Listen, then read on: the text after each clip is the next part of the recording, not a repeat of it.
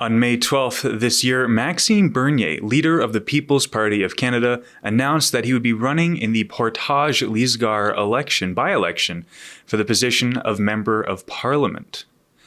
During the 2006 federal election, Maxime was elected as an MP for the Conservative Party of Canada in Quebec in the Beauce riding.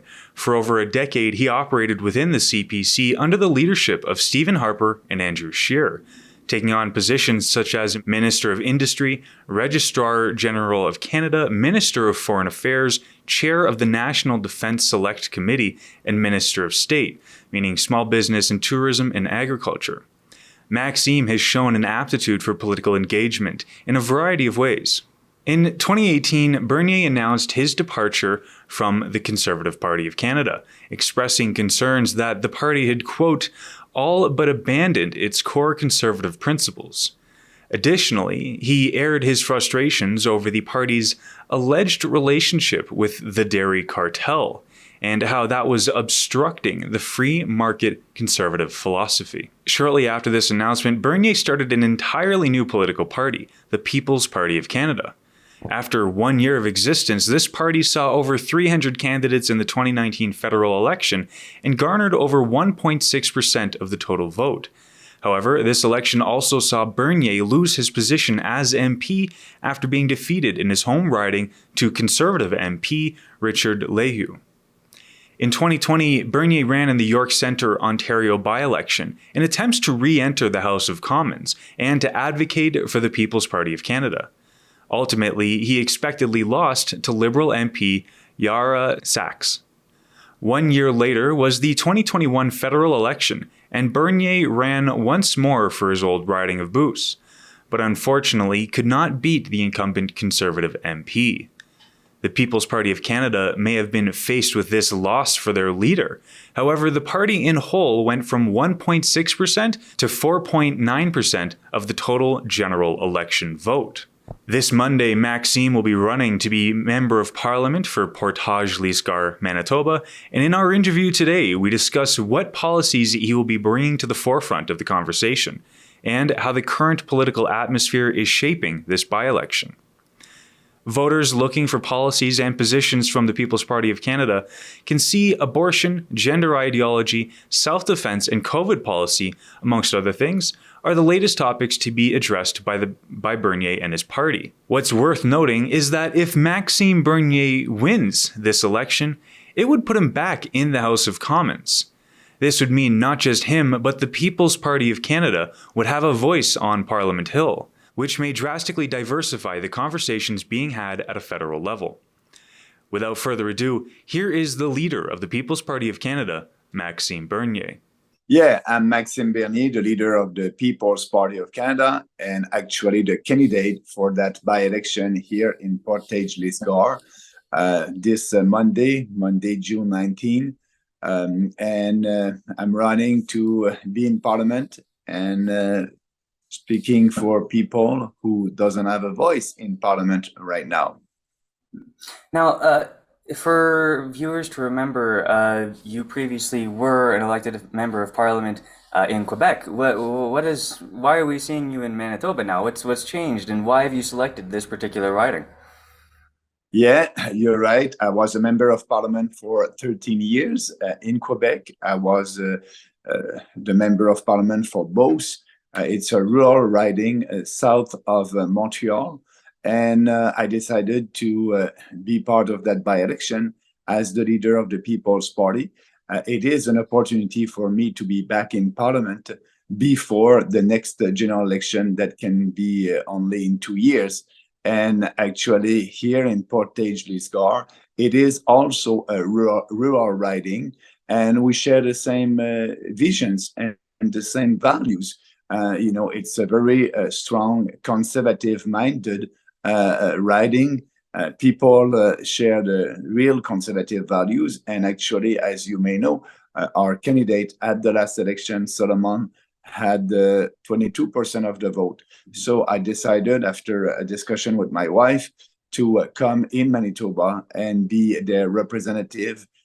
And actually, I'm campaigning. I'm here for the last 5 weeks and that's great. We have a lot of support. And what I'm telling people, I'm telling them that I will do the same thing that I did when I was running to be the member of parliament for Beauce in 2006. At that time, I was living in Montreal, and I said, if I win, I will be with you. I will move in Beauce, and that's what I did. And I will do the same thing. I will move in this riding and be their representative. Can I ask you then, for starting for some of your policy measures, and we're going to get into the bit of the battle going on between the conservatives, let's say, or the fake conservatives, as it's been called or accused. But before that, can we just ask about some of the policy measures that you're bringing forward? The first one would be the self-defense policy. Can I ask you about that? Yeah, absolutely. In a rural riding and rural Canada, it is important for people living in rural Canada to be able to defend themselves. As you know, if you call the police, it may take up to 1 hour, 45 minutes to 1 hour for the police to be at your home. If you have somebody that is coming to your house for your life, or for some of you taking your property.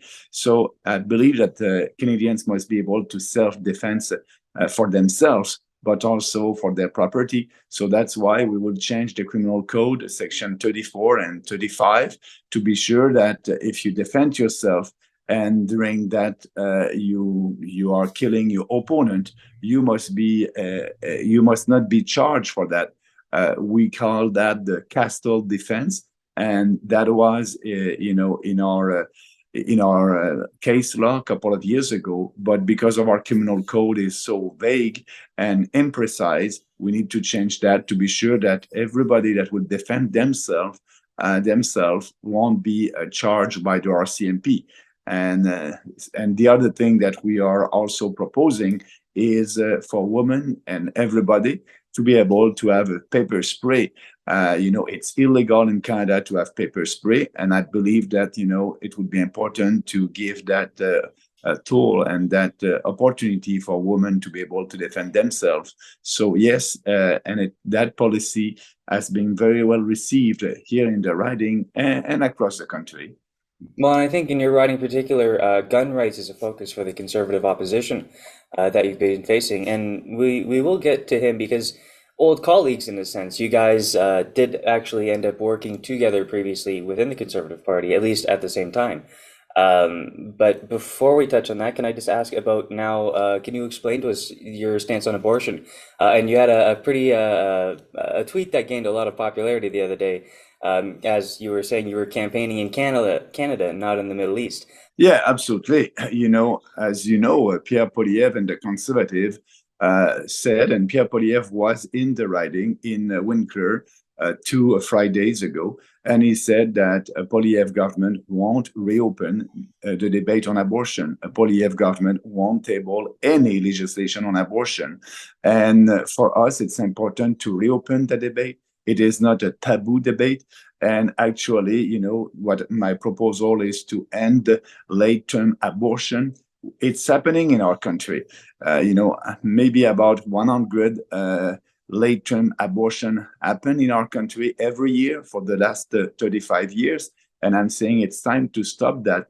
We are the only Western country that doesn't have any legislation on abortion. Usually in European countries, you have a legislation that will restrict abortion after the second trimesters. And so I believe that it can be the first step to stop the killing of the unborn. And I believe that we can have a lot of support and that legislation can pass. So that's our position on abortion. And actually, it's not new. One of my candidates, Laura Lynn Thompson, when she was running for the PPC in 2019, she tabled a bill on that. And I did a press conference with her, and I'm tabling the same bill. And if I'm elected, I will do that in the House, and we'll have a debate on abortion. I believe that it is important after 35 years, because when the Supreme Court of Canada decided to authorize abortion in our country, when they decided that, the judges at the Supreme Court of Canada, in their decision, said that that debate must go in Parliament, and the Parliament must be able to decide where to draw the line and when the abortion would be illegal and when it would be legal. And in their decision, they were saying for them, putting the line after the second trimester is the best thing to do, like every European countries. But we had a conservative government under Brian Mulroney, and we have another conservative government under Stephen Harper, and they didn't do anything after 35 years. So let's do that. And actually, I believe that the pro-life conservative MP or pro-life liberals MPs, they cannot vote against that. So I said to people in this riding, you voted for Candice, she was a pro-life. If you vote for the fake conservative candidate, he said that he's a pro-life, but he won't be able to take that debate to Ottawa. He can say what he wants in this riding, but he will have to be silent in Ottawa because that's not the position of his party. So if you want a big change, and if you want our country to be a civilized country, we must be able to have the debate, and I will open that debate. Well, and let's talk about that in terms of the next policy measure. So gender ideology. It's been the case that, as you mentioned, MPs or MLAs, they'll often maybe not outspokenly have restrictions, but there are going to be limits on the things that they can present, let's say, to certain people or to, let's say, Parliament.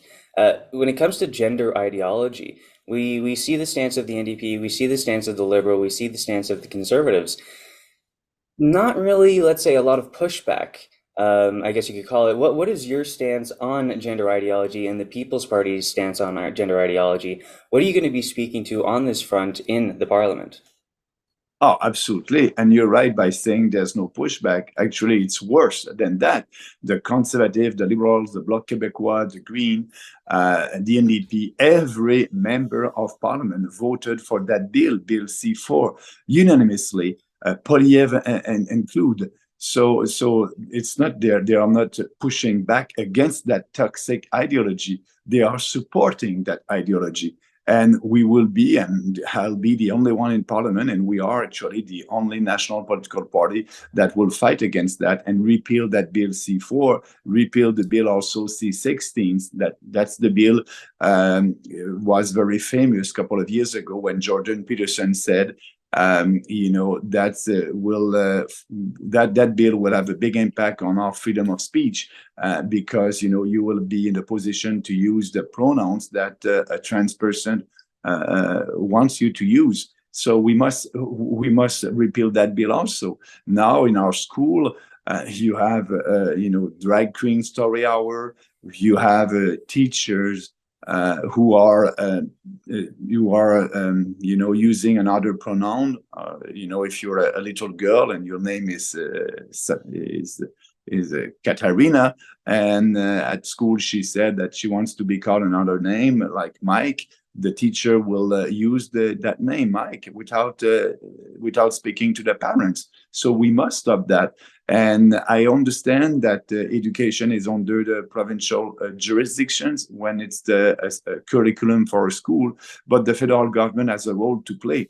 And by repealing these bills, by also cutting the funding, the federal government is giving funding to an organization that is promoting the transgender ideology in school. We must cut that funding. The federal government is also paying for civil servants who want to do a transition. I don't like that word transition. That does not exist. A man won't be able to be a woman, and a woman won't be able to be a man. So we need to stop that. And the federal government is a big promoter of that toxic ideology. And it's a shame that the Conservatives are not speaking about that because I believe that they are pandering to the big cities Liberals, and they want to have more vote in Toronto, Vancouver, and Montreal. As you may know, there's more seats in the big GTA around Toronto than in all Alberta. So they're not, they're taking Western voters for granted. And I'm telling them it's time to change that and having a strong voice that will represent your values in Ottawa. And one of them is to end that trans toxic cult. Now, we're gonna, and we've kind of touched on it a bit, but the division within the conservative movement, let's say, and a bit of the like fake conservatism, as it were called, and some of the vote splitting that we talked about last year. But before we get into that, one last policy measure I'd like to ask you about is the last few years of the pandemic. I mean, you got arrested in Manitoba. We all saw it. It was some of the most restrictive times of our life, of our lives, I should say. What is the stance of the PPC? People, are afraid that there might be a lockdown. It's almost like Stockholm syndrome. Some people want it to return. Some people are terrified it'll return. But what is the stance of the PPC on the prospects of another lockdown in the near future, of vaccine mandates and COVID restrictions, and of mandatory masking? Yeah, like you said, I fought against that when it was not popular. I started to say, every business must be essential. We must reopen the economy. Everybody must be free to decide if they want that vaccine or not with an informed consent. And that was not the case. And that was not popular to speak about that in March 2020. But because of all the freedom fighters across the country, I did a lot of rallies in small towns and big cities, and we were able to change the public opinion. And, we had after that the Freedom Convoy, thanks to the truckers and all these courageous Canadians who said no to that tyranny. And we were able to have the majority at that time of the population on our side. And it's why Polyev said after the Freedom Convoy, freedom, freedom, freedom, but he was nowhere to be seen when we needed him. So, and I actually, people understand that in this writing. I was arrested, handcuffed, and put in jail for 12 hours for a non-crime after a political meeting in a park. That was political repression in a supposed to be a democratic country. So I'll do everything to fight for our Charter of Rights and our rights, and I did that, and I would do that again in the future if that happened. But also, I'm doing the fight before the court. We have a case, me and Brian Petford, against the vaccine passport for Canadian travelers. As you remember, we were not able to travel by plane, by train, or by boat across the country. We unvaccinated Canadians. And so we sued the federal government. We didn't win at the federal court. Now we are appealing that decision at the Federal Court of Appeal. Our hearing will be before the end of this year. We need to have a decision from the Supreme Court of Canada because, yes, you're right. If I don't want any government to do that again in the future. So if we have a decision from the Supreme Court of Canada that will say all that was unconstitutional, illegal, immoral, against our Charter of Rights, no government would be able to impose these draconian measures like they did in the past. So that's why I'm doing that fight for the future. And also that would be the same position because this party has been created on 4 principles: individual freedom, personal responsibility, respect, and fairness. And all our policies are in line with these principles. So for us, fighting for freedom, it's part of our ADN, if I can express myself like that. I think this is a good time to mention, and Maxime, I think, as you know, some people have criticized you much as they would have criticized Harper. Oh, you were at the World Economic Forum back in the day. And, obviously there's some people that go there with the intent of, making those closed door dealings. But it's my understanding that you have a different position on that. You were in attendance, but you weren't there for, let's say, the agenda, as it were. Yeah, absolutely. It's funny that the conservative try to discredit myself and the People's Party, and they use a thing that I said and I did 15 years ago when I was a conservative. So they are attacking themselves. And yes, in 2008, I was Foreign Affairs Minister. In 2008, we were in war in Afghanistan. And in 2008, the Canadian forces didn't have the right equipment to be efficient in that war in Kandahar, Afghanistan. So Prime Minister Harper, my boss at that time, asked me to find more support with our allies and asking them to help us in Kandahar, in Afghanistan. And that's why I look at the agenda and I said, oh, all these foreign affairs ministers will be in Davos for one conference, the World Economic Forum, so I can do one trip and having meetings with them. And that's what I did. So to be able to have meetings with them in Davos, you need to register for that conference. And when we register for that conference, you are able to have private one-to-one meetings. And that's what I had with my counterparts from European countries, France, UK, Netherlands, and all these countries. And I was successful to find some support for our Canadian forces. But like you said, I did not assist at the big conference, and I was not a speaker for that big conference. I used that to be efficient, to do only one trip, and to be able to meet my counterparts and to fight for our country, to help our Canadian forces. So I'm not a globalist. And what is fun, they're using that to say Bernier is a globalist. I'm the only politician who is not a globalist. I'm fighting against the UN, against the World Health Organization, as you know, during the COVID hysteria. But Prime Minister Harper was a globalist. He praised Schwab at the World Economic Forum.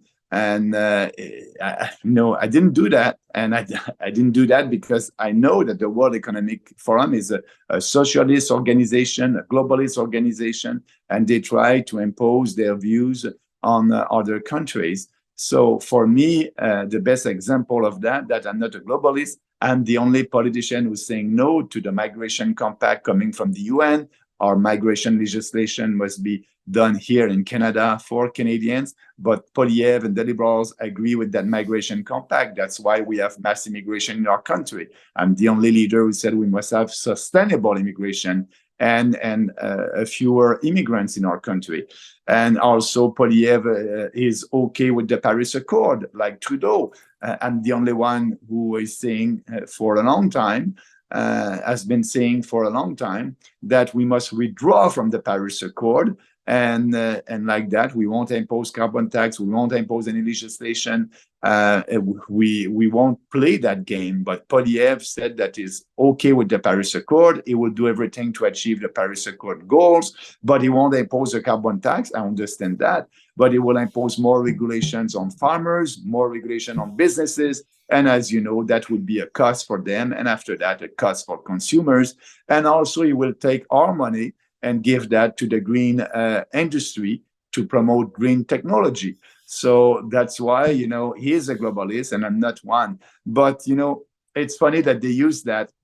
That is showing you that they don't want to speak about the real issues. They don't want to speak about our platform. They know that our platform and our ideas are very, very popular with their base. So they cannot have a discussion about that because first, they are not conservative. They won't speak about our platform, and they know if they speak about that and saying, "Oh, Maxime has crazy policies about our sovereignty or fighting against the trans ideology or fighting for reopening the abortion debate," they know that these policies are very popular with conservative-minded people. So they went back to 15 years ago when I was a conservative and to try to lie to Canadians, saying because I was in Davos at the same time at that conference to do my job as a foreign minister, that I'm a globalist. So give me a break.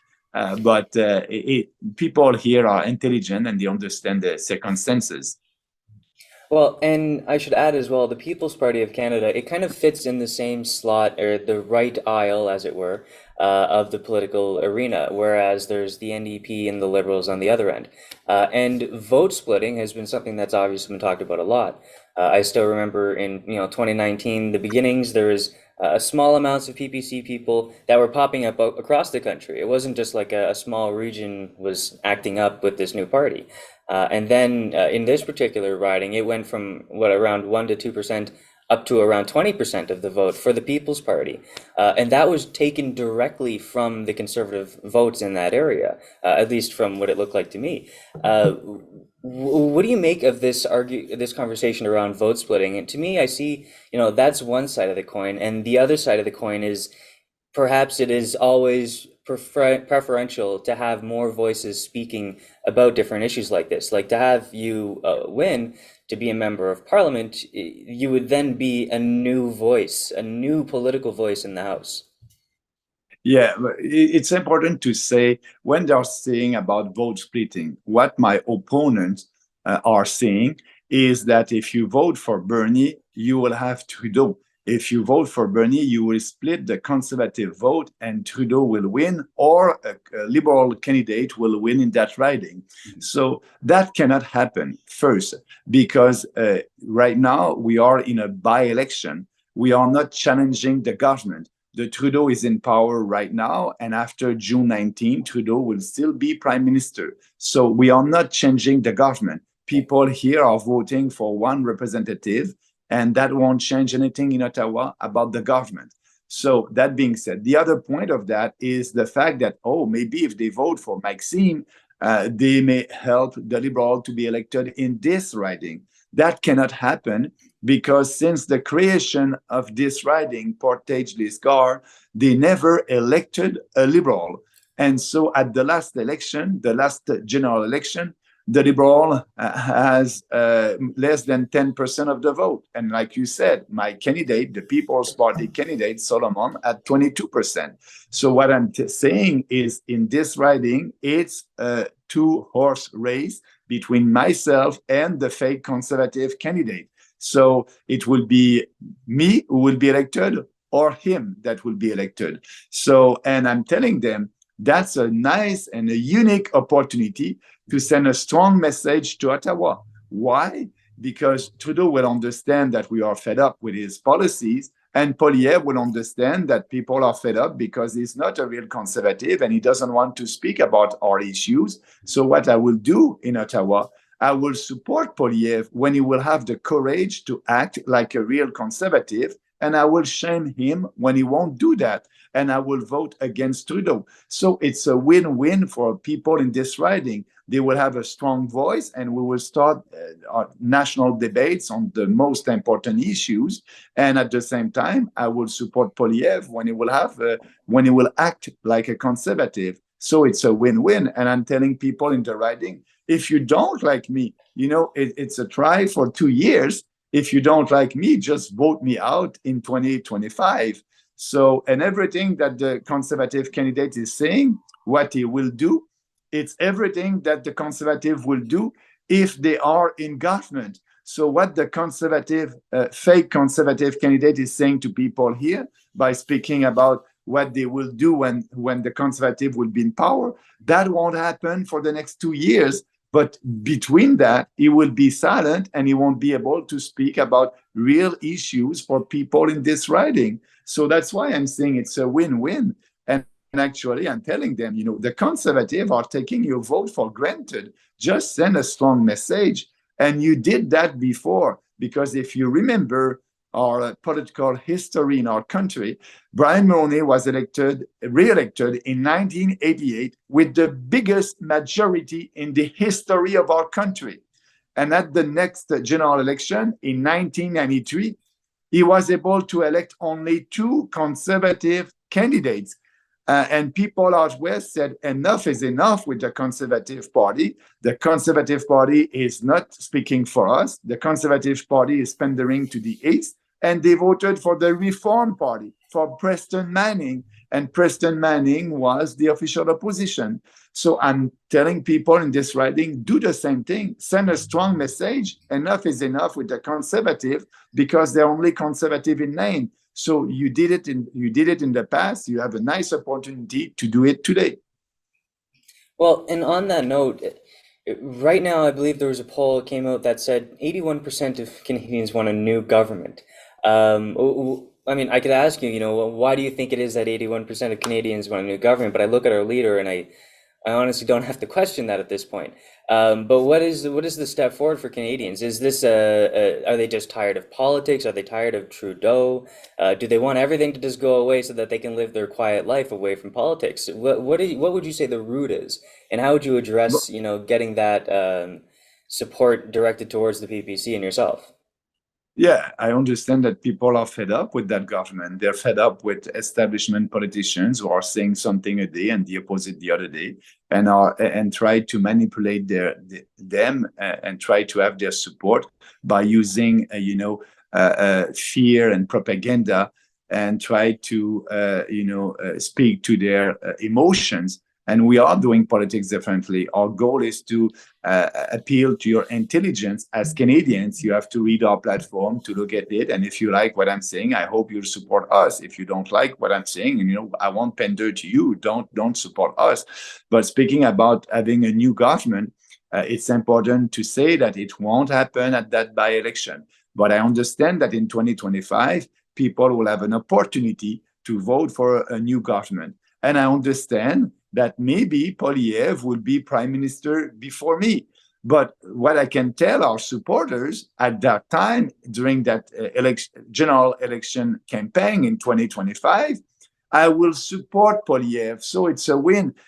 I will support Poilievre when he'll be a conservative, and I can be like the NDP of the right. The NDP is pushing the Liberals to the left, and I will push Poilievre in the right direction. So yes, it's a win-win during a general election. If you want to change the government, I will support Poilievre when he'll be a conservative, and it's a win. It will be a win for conservative-minded voters. So and that would be a fun election also in 2025. We will speak about the same platform that I'm speaking right now today, and the same thing that I said at our first election in 2019. It's always the same platform. So that's why I believe this party will grow step by step from 0% in 2018.